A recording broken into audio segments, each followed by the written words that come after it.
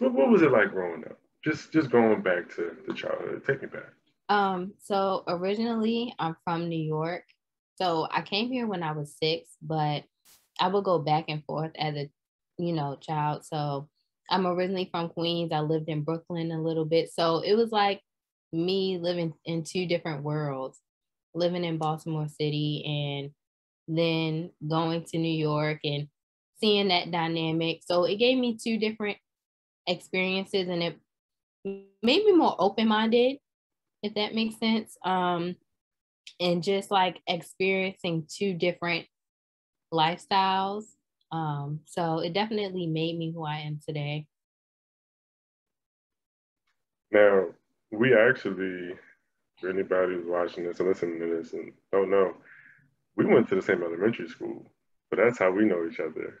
And Yeah. I remember you being like one of the new kids, because I was like, oh snap, it's a new person here.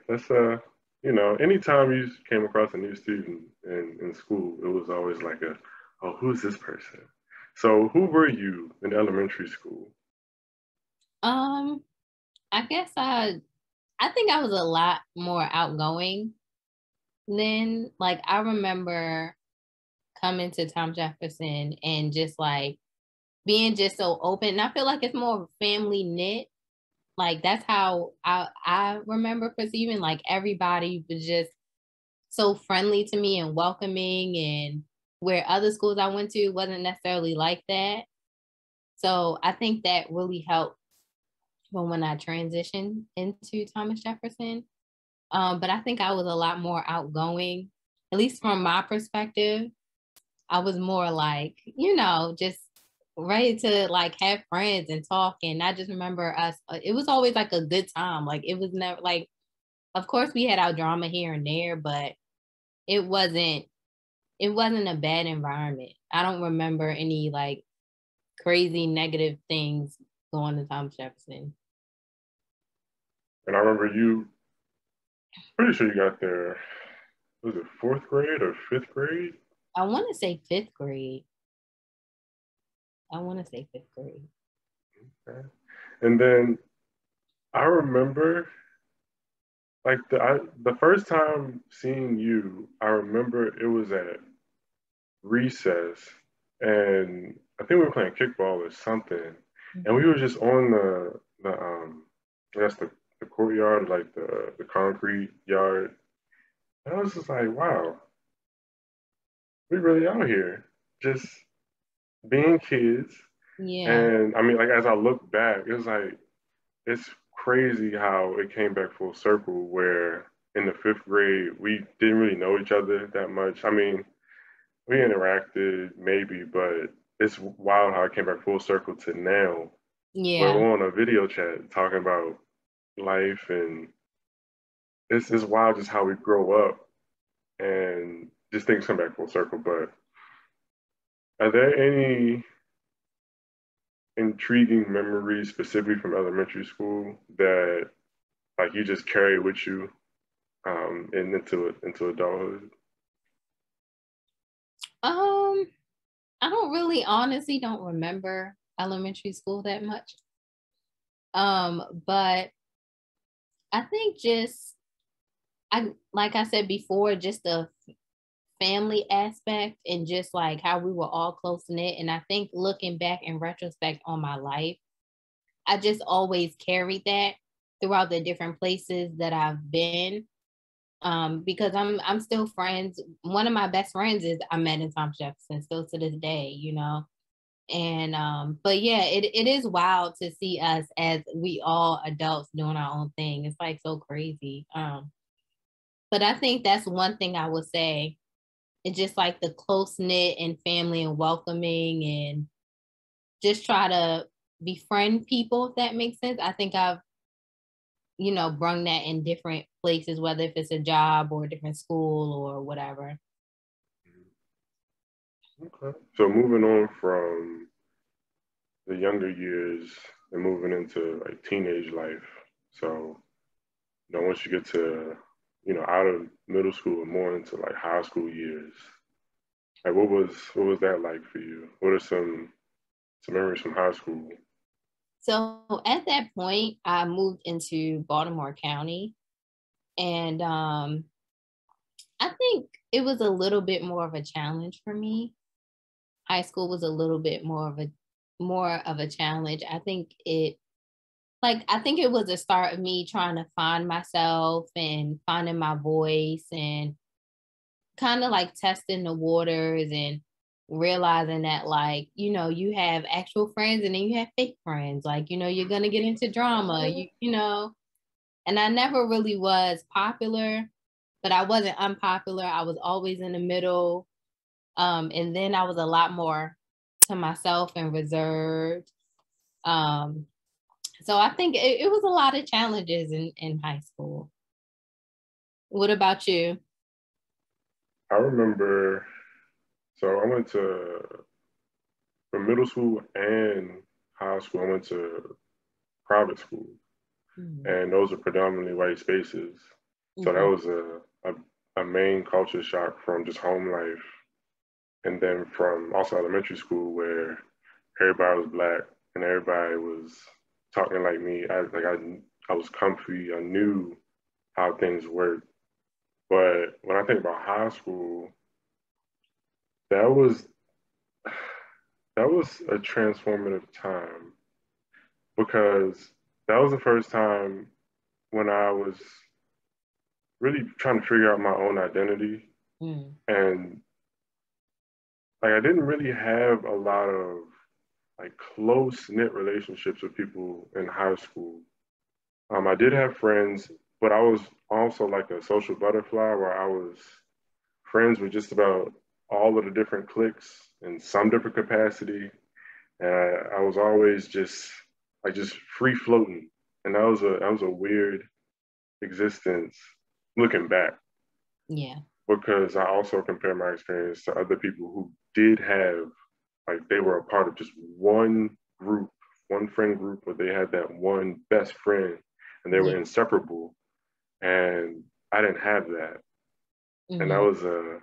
was a weird thing looking back, not only just from high school experience, but also just how I navigate life outside of school and what it means to have close relationships with just other people, whether it be, friends, family, people at work, what have you. So yeah, high school was a trip. I think we have that in common. I feel like for high school, each grade I had a different best friend. Like you said, like you never had like that one. And I felt like I didn't have that one. I will say I in middle school and in high school, like I always gravitated to like not the misfits, but like the people that weren't accepted, if that makes sense. And I will always like befriend them because they didn't have that group or whatever, or they might have been bullied or, picked on and stuff like that. And so I always like, that's why I say I always dibbled and I was cool with some people in each different, but I noticed like looking back, I always gravitate towards those people for some reason. And just kind of like learn about them and their experiences. And if I could like help them in any way, like I would, and things like that. Yeah. So thinking about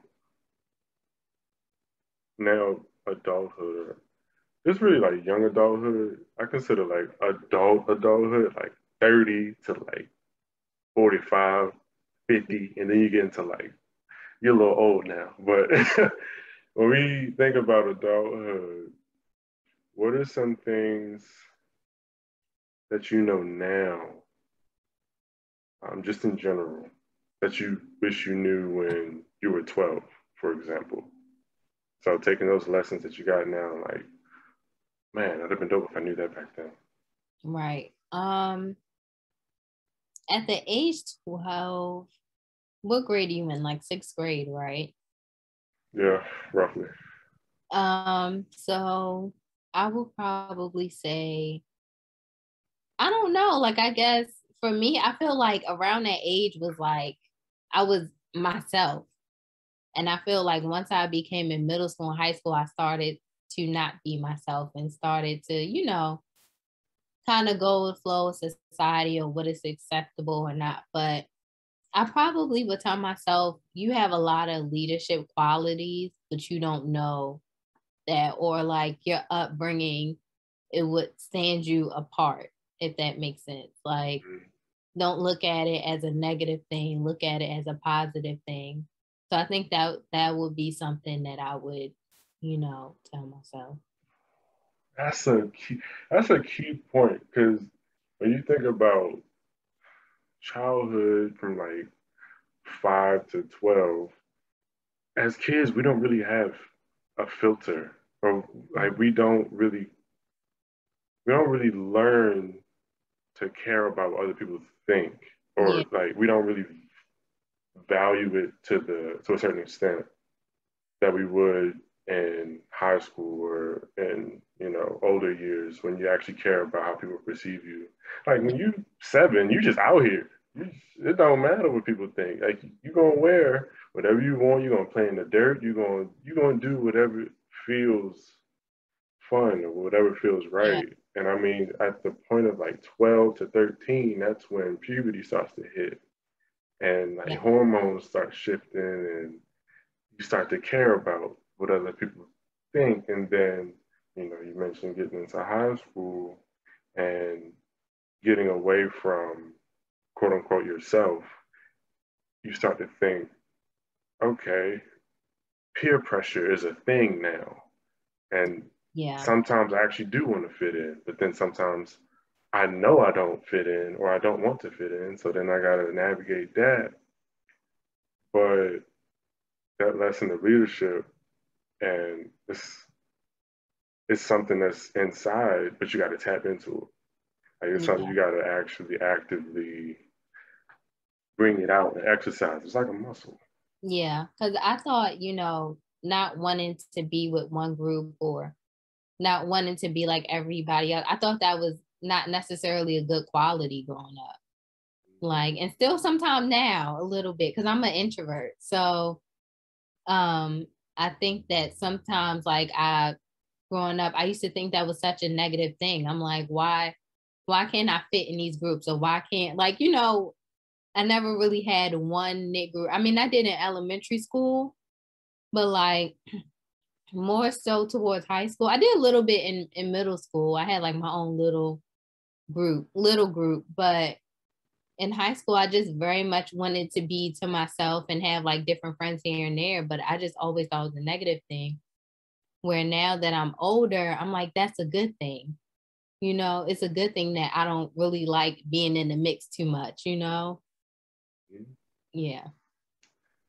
And you can even tie that into like TV shows and movies where you always saw the main character as either the outcast who wanted to fit in, Mhm. or they were the popular kids and they had their set group or they had their set best friend.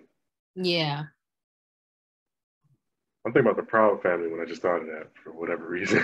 Yeah, 'cause if Like, you think about it, like when you look back on those shows, a lot of them weren't popular or they had like their own like dynamic. Because I still watch like some of those like classic shows that we grew up on, and it's like a lot of them really weren't popular. But through our eyes, we thought, oh, they were popular. They were, but they were really like us. okay. Now, in the same vein of lessons you've been learning through adulthood, Mhm. what are some things that you know now, specifically about relationships, that you wish you knew when you were 16? And we've kind of touched on friendships and stuff, Mhm. but relationship, that's a broad term. So we can specify by saying